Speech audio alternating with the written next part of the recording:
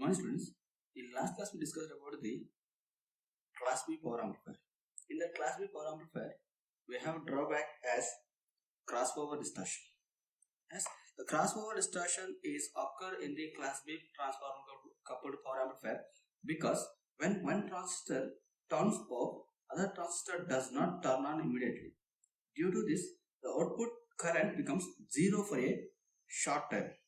As this is nothing but crossover distortion. As this crossover distortion is eliminated by using the class AB power amplifier. As this is a circuit diagram of class AB power amplifier. So it is similar to our class B power amplifier, but here we are using the two resistors R1 and R2.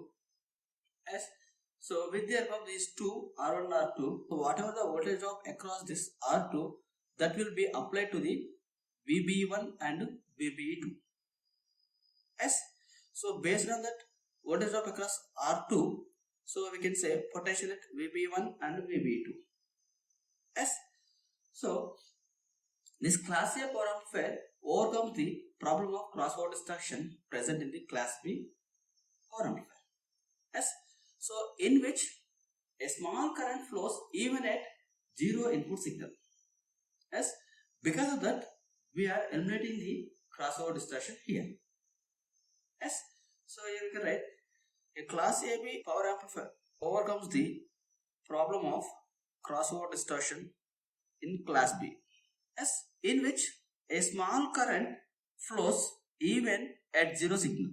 Because when transistor moves turn off, the other transistor is immediately turn on. Yes. So the small amount of current will flow at least for a zero input signal. Yes. From this we can eliminate the crossover distortion in the class AB power amplifiers. Here the two transistors Q1 and Q2 are biased such that Q point of or operating point of class AB is placed in between the active region or cutoff region. Yes. So the class AB power amplifier, the Q point is placed in between active region and cutoff region. Yes. Therefore, we can say the conduction angle is more than 180 degrees. If it is closer to the active region, then we can say the conduction angle is 360. The maximum angle is 360.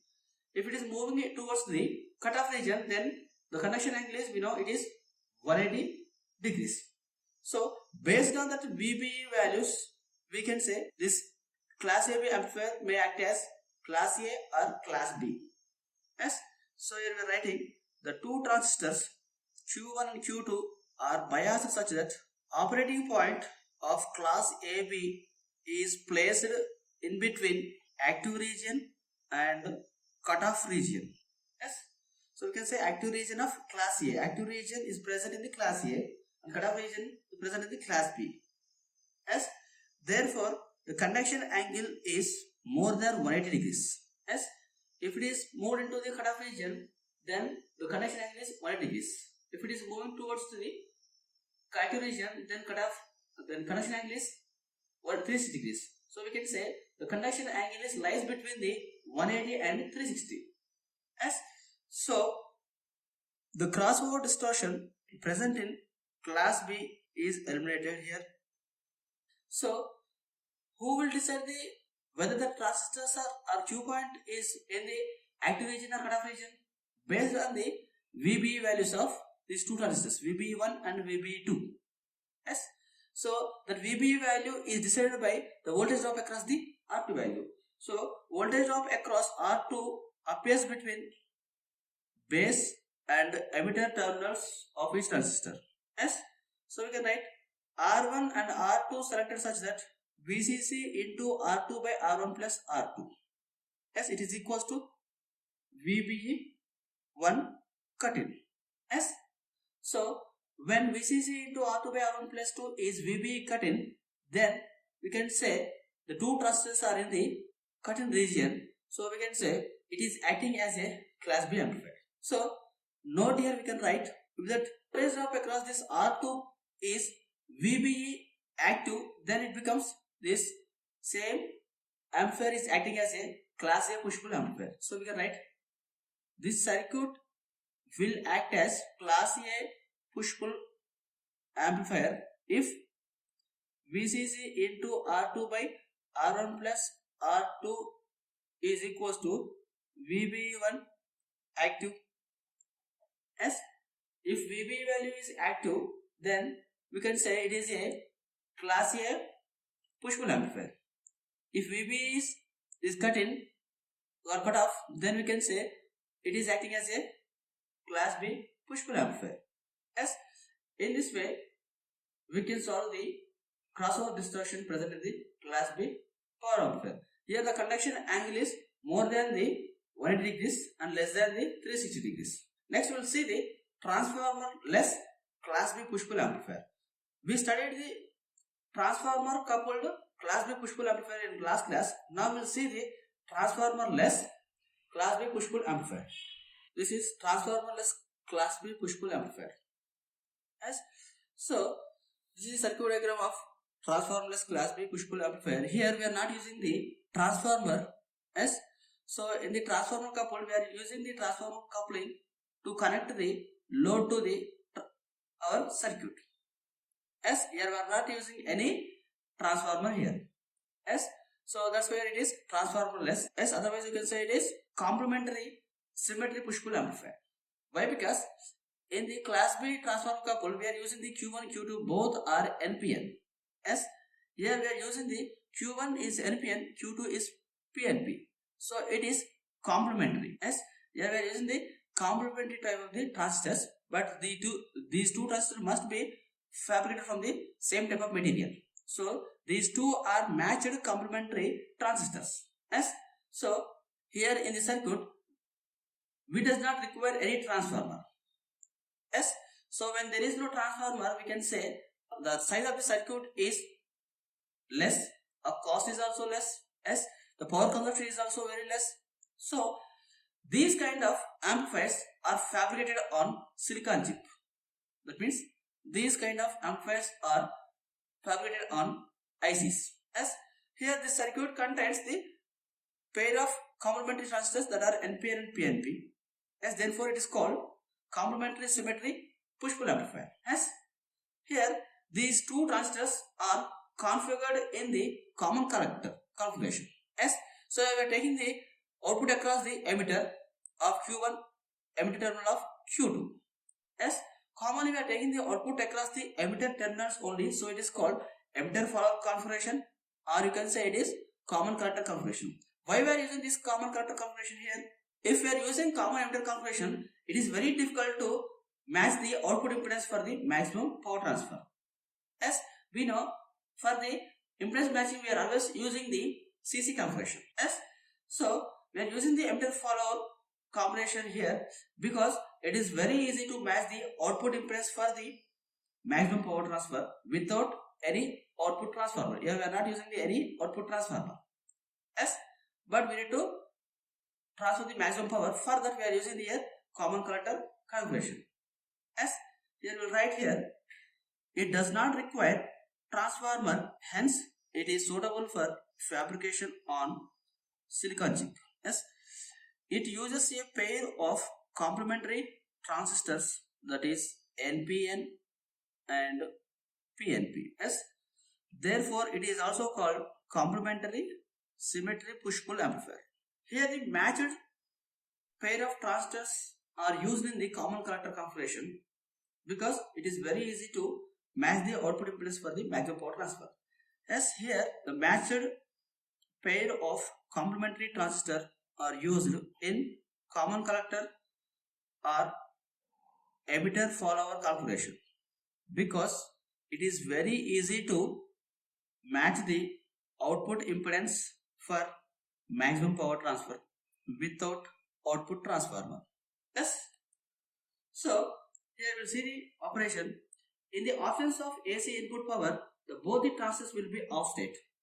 Yes, when there is no AC input power, both the transistors Q1 Q2 are in off state and power dissipation will be 0.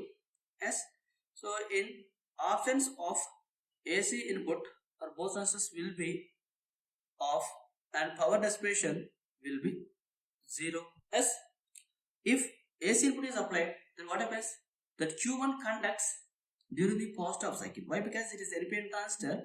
So when applying the AC input, this Q1 will be conducts for the positive half cycle, and this Q2 will be conducts for the negative half cycle. Yes. So Q1 conducts for the positive half cycle and Q2 conducts negative half cycle. Yes. So we'll get the output is similar to the our again sinusoidal signal. Yes. So here we can write when an AC applied, Q1 conducts during positive half cycle and Q2 conducts during negative half cycle. Yes or no? Because this Q2 transistor is PNP transistor, so it will conduct for the negative half cycle. Yes. So here when Q1 conducts, the current flowing through this direction. As Q1 conducts, this current flowing from VCC to Q1 to RL. As for the positive half cycle, as for the negative half cycle, this Q2 conducts as current flowing from the this RL to Q2 to this minus VW. Why we are applying minus VW? Because here it is the PNP transistor, so we have to apply the negative potential to the collector terminal. Yes. So here during positive half cycle, current passing through this RL, that means current is pushing into the RL resistor. During negative half cycle, current pulling from the RL. Yes. So this Q1 pushes the current into RL and Q2 pulls the current out of RL. Yes. So here we can write. So for positive half cycle Q1 conducts, for negative half cycle Q2 conducts. So current through the RL is the bidirectional or sinusoidal. We can write current through RL is bidirectional or sinusoidal. That means again sine signal. Here Q1 pushes current into RL during positive half cycle and Q2 pulls current out of RL during negative half cycle. Yes. So efficiency of this amplifier is similar to the our class B amplifier. Yes. Efficiency equals to, we can write 1 minus V min by VCC into 78.5%. Yes. Figure of merit, F equals to, we can write it is 0.4. Yes. Note here I'm writing what is that. So whatever the results derived in the push-pull transformer coupled class B amplifier, the same will be applicable to the complementary class B amplifier. Yes. The only change is in the transformer coupled we are having the output transformer, so we consider the reflection resistance as R dash. Yes. Here we don't have any output transformer, so instead of R dash L, we need to write the RL only. Yes. So all results derived in push-pull transformer coupled class B amplifier are applicable to transformerless or complementary class B amplifier. Yes. The only change is as output transformer is not present here. Output transformer is not present. Yes. Hence the expressions RL value is must be used as it is instead of R dash L. Yes.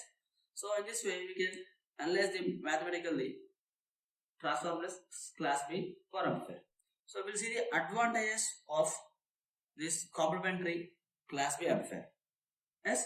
We can say first advantage is circuit is transformerless. This is the major advantage, because when there is no transformer, then size, cost and weight are less. Yes. Here we are using the CC configuration. Due to the CC configuration, impedance matching is possible. Yes or no? Yes. And next, the frequency response also improved in the transformers, because while we are using the transformers, we will get the spikes suddenly, so that will not occur here. The frequency response improves due to transformerless. Yes, we already know transformer coupled amplifier, C amplifier. So we are having these spikes suddenly. Those spikes will occur due to the leakage elements. Yes. So yeah, there is no transformer, so there is no spikes in the frequency response of this amplifier. Yes. What are the disadvantages here? Here we need to use the two supplies and output is distorted to crossover distortion. Yes. So two separate power supplies are required. The second one is the output is distorted to crossover distortion. Yes. This is about the class B transformerless amplifier, or you can say it is complementary push-pull amplifier. Yes. Next we will see the class C power amplifiers and we will solve some of the problems on power amplifiers circuits. Thank you.